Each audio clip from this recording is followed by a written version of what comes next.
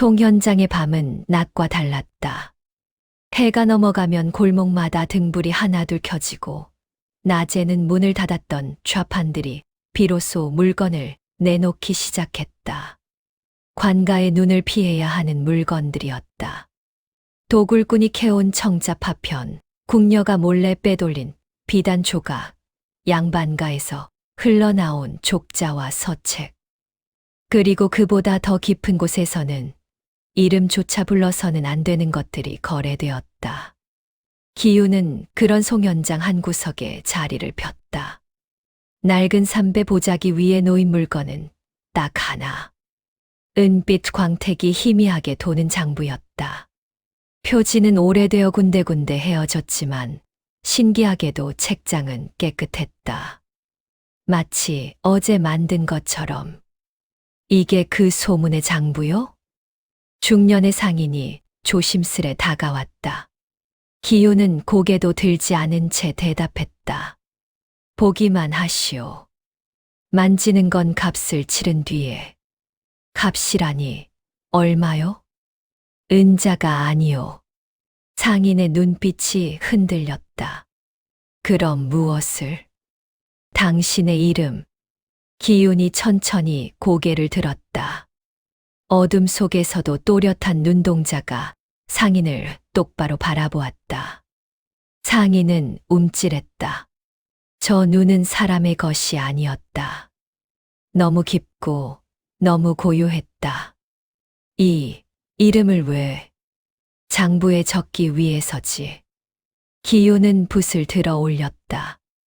먹도 묻히지 않은 붓이었지만 붓 끝에서는 희미한 은빛 기운이 피어올랐다. 적히면 소원이 이루어진다 했소. 부귀, 권력, 복수 무엇이든.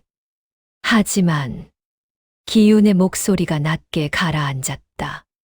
그 대가는 당신 스스로 치러야 하오. 상인은 헛걸음질 치며 뒤로 물러났다.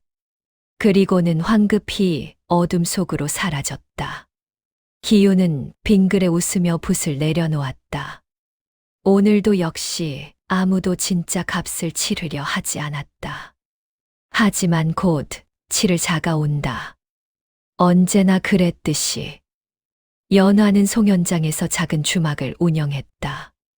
남편을 일찍 여의고 혼자 아이 둘을 키우며 살아왔다. 손님들은 그녀를 과부 연화라 불렀지만 그녀는 개의치 않았다. 살아남는 것이 먼저였다. 어느 날 저녁 기운이 그녀의 주막에 들렀다. 막걸리 한 사발. 연화는 익숙한 손놀림으로 술을 따르며 그의 곁에 놓인 보따리를 힐끗 보았다. 삼배천 사이로 은빛 광택이 새어나왔다. 그게 소문의 장부요? 기우는 술잔을 들어 올리며 고개를 끄덕였다. 보고 싶소. 연화는 잠시 망설이다 고개를 저었다. 하지만 그녀의 시선은 자꾸만 그 보따리로 향했다. 기우는 그 시선을 읽었다는 듯 빙그레 웃으며 자리에서 일어났다. 오늘 밤은 여기서 묵겠소. 방 하나 주시오. 그가 2층 방으로 올라간 뒤 연화는 자꾸만 마음이 흔들렸다. 한 번만 보면 어떨까? 밤이 깊어지고 주막이 조용해지자 연화는 조심스레 2층으로 올라갔다.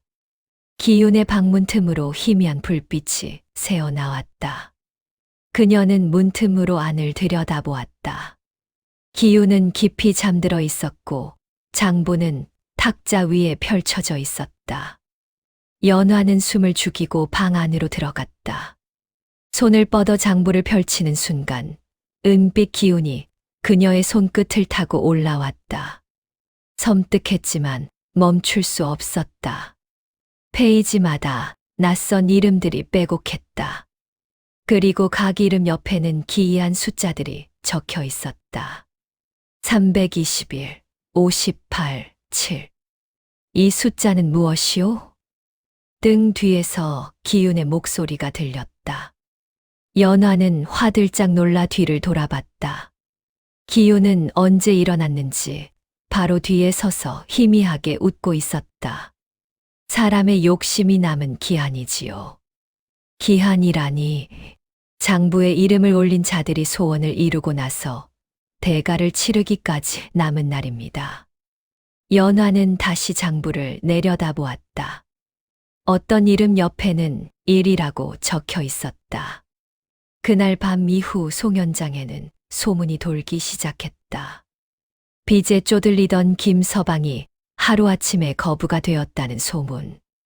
그리고 사흘 뒤 그가 자택에서 시체로 발견되었다는 소문. 고리대금업자 박 주사는 갑자기 재산이 2배로 불어났지만 이틀 뒤 이유 없이 강물에 빠져 죽었다. 모두 장부에 이름이 올랐던 자들이었다. 연화는 그제야 깨달았다. 장부는 소원을 이루어 주지만 그 대가는 반드시 목숨이었다. 강도현은 포도청에서도 손꼽히는 군관이었다. 칼보다 머리를 쓰는 것을 좋아했고 기이한 사건일수록 더 집요하게 파고들었다.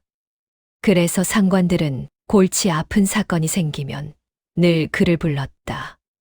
도현아, 이번엔 내가 맡아라. 포도대장이 건넨 문서에는 석 달 사이 송현장 일대에서 발생한 변사 사건 7건이 정리되어 있었다. 모두 갑작스러운 죽음이었다. 익사, 추락, 급사. 하나같이 이유를 알 수 없었다. 공통점이 있습니까? 모두 죽기 직전 갑자기 재물을 얻었다고 하더군. 빚쟁이가 하루아침에 거부가 되고 병든 장사치가 큰 이득을 보고 그런 식이지. 도현은 직감했다. 이건 우연이 아니라고. 그는 송현장으로 향했다. 밤 시장이 열리는 시각 사람들 사이를 헤집고 다니며 소문을 모았다. 은빛 장부요. 그거 귀신 씌인 물건이라던데요.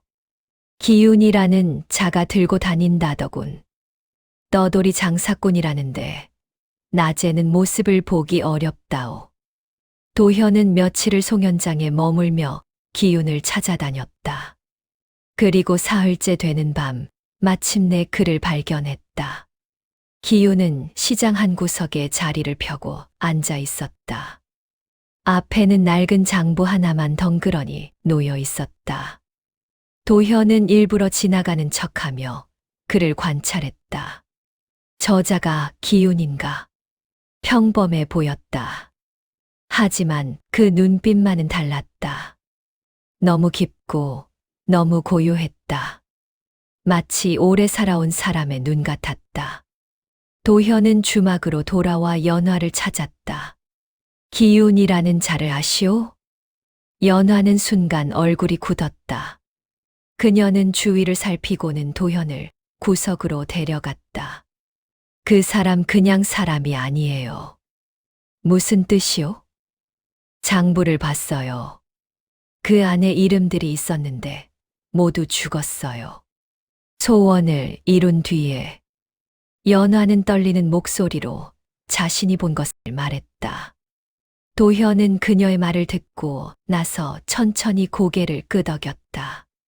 책이 사람을 죽이는 게 아니라 사람이 책에 먹히는 거요. 네. 욕심을 부린 자들이 스스로 책에 이름을 올리고 그 대가로 목숨을 내놓는 거지. 장부는 그저 거래를 기록할 뿐. 도현은 다시 송현장으로 향했다. 이번에는 직접 기운 앞에 섰다. 기운은 도현을 보자 희미하게 웃었다. 포도청 군관이 웬일이오? 당신이 기운이오? 그렇소. 사람들이 당신 때문에 죽고 있소. 기운은 고개를 저었다. 아니요. 그들은 스스로 선택했을 뿐. 나는 그저 길을 보여줬을 뿐이요. 도현은 장부를 내려다보았다. 은빛 광택이 어둠 속에서 희미하게 빛났다.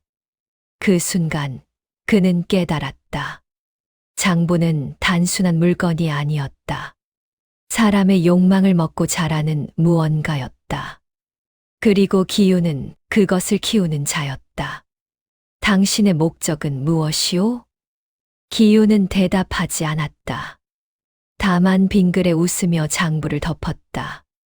한강 하류, 달빛이 물결 위로 은빛 비늘을 뿌렸다. 도현은 기윤을 이곳으로 불러냈다. 그리고 연화도 뒤따라왔다. 그녀는 장부에 대해 알게 된 이상 그냥 지나칠 수 없었다. 세 사람은 강가에서 마주섰다. 기윤은 여전히 장부를 품에 안고 있었다. 은빛 광택이 달빛과 어우러져 더욱 기이하게 빛났다. 이 장부를 없애면 모든 게 끝나오. 연화가 먼저 물었다. 그녀의 목소리는 떨리고 있었다. 기유는 천천히 고개를 저었다. 이미 너무 많은 이름이 적혔소. 장부를 태우면 그 대가를 누군가는 치러야 하오. 무슨 소리요? 도현이 한 걸음 다가섰다.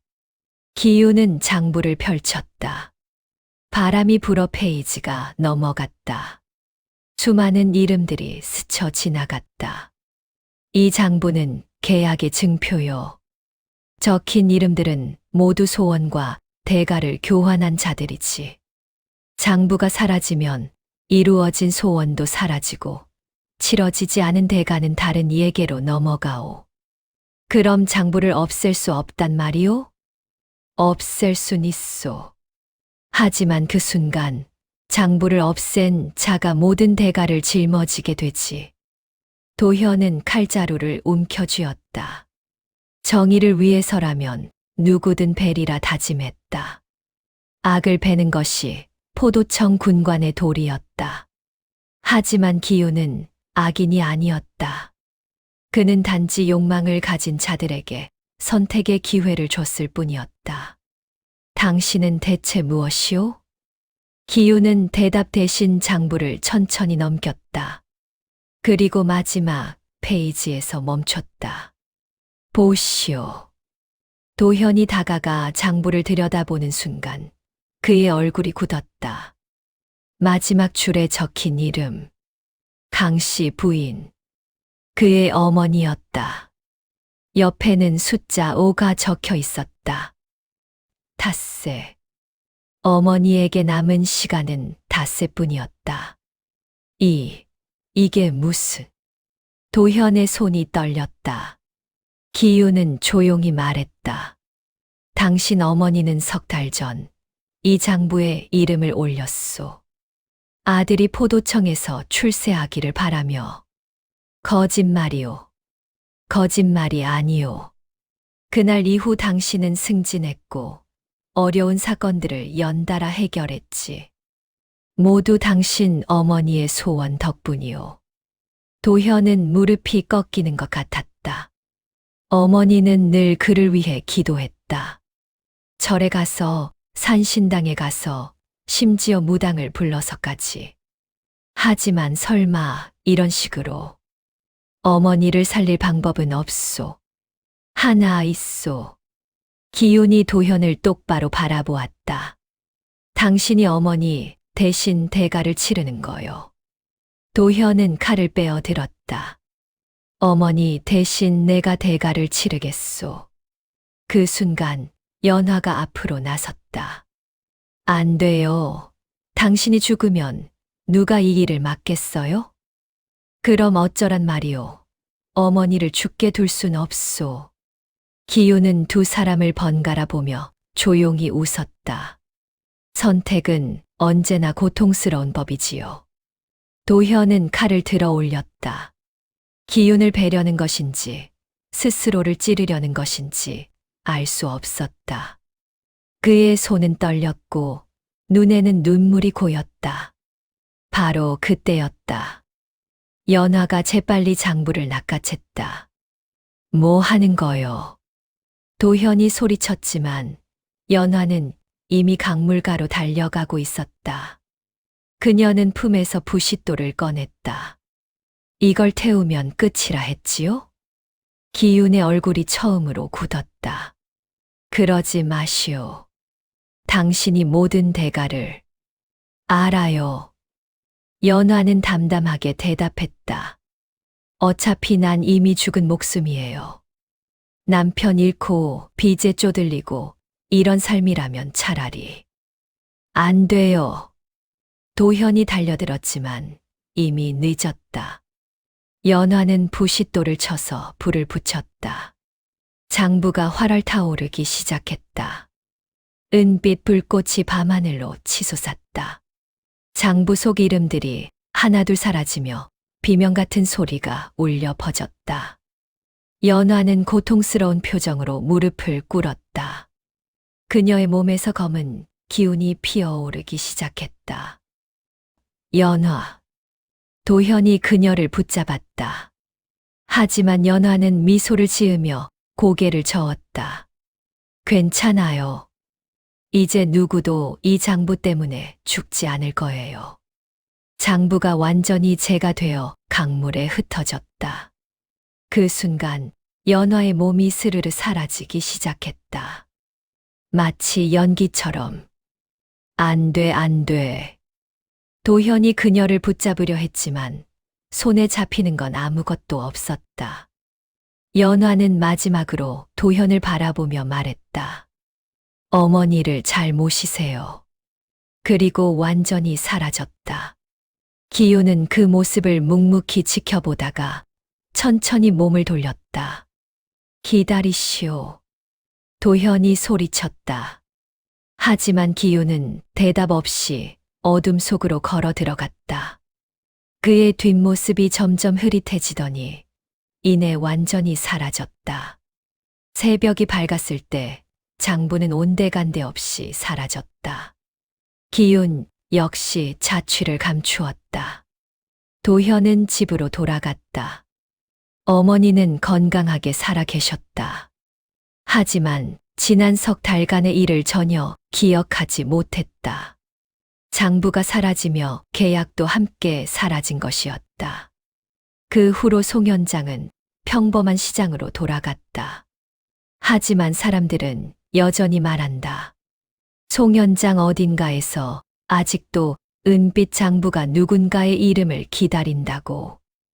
그리고 가끔 욕심 많은 자의 귓가에 낯선 목소리가 속삭인다고 한다. 이름 하나만 적으면 원하는 것을 모두 갖게 되리라. 도현은 그 후로도 오래 포도청 군관으로 일했다. 그리고 매년 한강가에 나가 연화를 위해 조용히 기도했다.